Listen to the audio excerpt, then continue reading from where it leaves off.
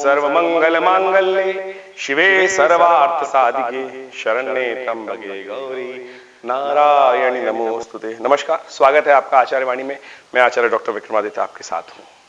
मेष राशि वालों के लिए राशिफल के अनुसार से 1 तारीख से लेकर 10 अप्रैल के बीच में क्या कुछ होने के योग दिखाई देते। देखिए, बृहस्पति महाराज अभी कुछ दिन पहले अस्त हुए और हम कहेंगे बृहस्पति महाराज ने आपकी राशि के अनुसार से पिछले करीब करीब 1 साल से आपके लिए कई प्रकार के कष्ट उदय कर रखे थे। एक भाव से तो कहीं कुछ केवल सुख के पॉइंट ऑफ व्यू से कहीं ना कहीं कुछ दे रहे थे, लेकिन अधिकतर 12वें भाव में चल रहे हैं, 6ठे भाव को देख रहे हैं, अष्टम भाव को देख रहे हैं। तो ये सारे के सारे जो बृहस्पति के कष्ट थे, कई दिनों से आपको परेशान कर रखे थे। तो हम कहेंगे बृहस्पति का अस्त होना कई प्रकार से परिवर्तन से पहले ही आपको लाभ मिल गया, तो ये अच्छा योग बनता दिखाई दे रहा है। ऐसे में रोजाना के दृष्टिकोण से, ग्रहों के दृष्टिकोण से समझें तो क्या कुछ प्रभाव होने के योग हैं, वो आपके लिए बहुत तरह से समझ में आने की दिखाई देते हैं विषय।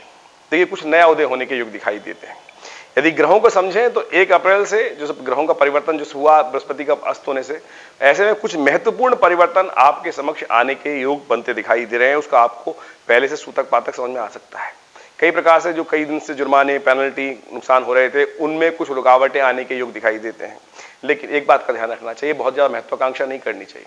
ऐसे में आप बहुत ज्यादा महत्वाकांक्षी हो सकते हैं, तो इसलिए अपनी महत्वाकांक्षा को कंट्रोल करते हुए काम करने की जरूरत है, क्योंकि ग्रह दिखा रहे हैं कि महत्वाकांक्षा के कारण से जरूरत से ज्यादा कहीं पैसा लगा देने से कहीं नुकसान होने के योग दिखाई देते हैं। तो इस संबंध में थोड़ा सावधान रहते हुए काम करने का प्रयास करें। पहले दिन 1 तारीख को विशेष तौर पर शनिवार है और एकादशी की तिथि है, तो और ग्रहों का योगायोग ठीक दिख रहा है, तो उससे आपको लाभ प्राप्ति के योग बन सकते हैं। लेकिन महत्वाकांक्षा से बचते हुए काम करें। बैलेंस, जितनी चादर है उसको अनुसार ही काम करने का आपको प्रयास करना चाहिए। उस दिन एकादशी है तो विशेष तौर पर भगवान विष्णु की उपासना करें, चावल का सेवन न करें, चावल का त्याग करें और शनि को पसंद करने के लिए हनुमान चालीसा का पाठ करें, तो कल्याणकारी योग बनेंगे। 2 तारीख की बात करें तो 2 अप्रैल के दिन विशेष तौर पर सिंह में परिवर्तन करेंगे चंद्रमा, और वो विशेष तौर पर उन्नति के योग दिखाते हैं और बहुत बढ़िया तरीके से आगे बढ़ने के योग बन सकते हैं। लाभ की स्थिति बन सकती है। आपको अपनी बुद्धि का पूर्ण उपयोग करते हुए काम करने का प्रयास करना चाहिए अपनी बुद्धि से, और जो आपसे हीन भावना रखेंगे उनका कुछ नहीं हो सकता, वो आपका कुछ नहीं बिगाड़ सकते। इसलिए अपने काम में मस्त हो, आगे बढ़ने का आप प्रयास करें। आपके लिए ग्रह का योग अनुकूल है, बस केवल गुस्से को कंट्रोल करते हुए काम करें। गुस्से को कंट्रोल करते हुए काम करेंगे तो बहुत शुभ रहेगा। परोपकार का काम ज्यादा करने का प्रयास करें, सेवा भाव रखें मन में, सेवा भाव से काम करेंगे तो बहुत सुंदर रहेगा। 3 तारीख की बात करें तो 3 तारीख की तिथि बड़ी ही शुभ है। बहुत दिन बाद ऐसा योग बना है, क्योंकि उस दिन सोम प्रदोष है, चैत्र का महीना चल रहा है बड़ा सुंदर तरीके से।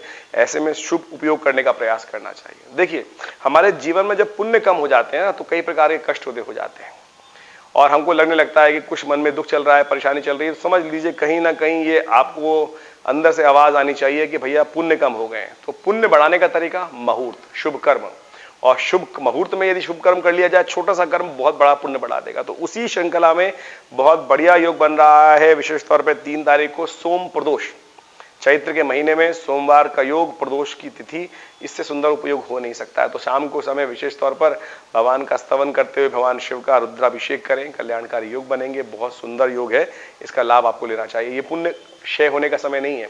आमतौर पर हम शाम के समय लोग रंग रलियों में और क्लब्स में यहाँ बिजी हो जाते हैं। ये समय है शाम का समय, प्रदोष का दोष रहित काल, भगवान शिव की आराधना। शास्त्र में कहा गया है कि ऐसे में भगवान शिव और पार्वती पूरे संसार में भ्रमण करते हैं और जो उनकी आराधना करते हैं उनकी मनोकामना सिद्धि का आशीर्वाद मिल जाता है।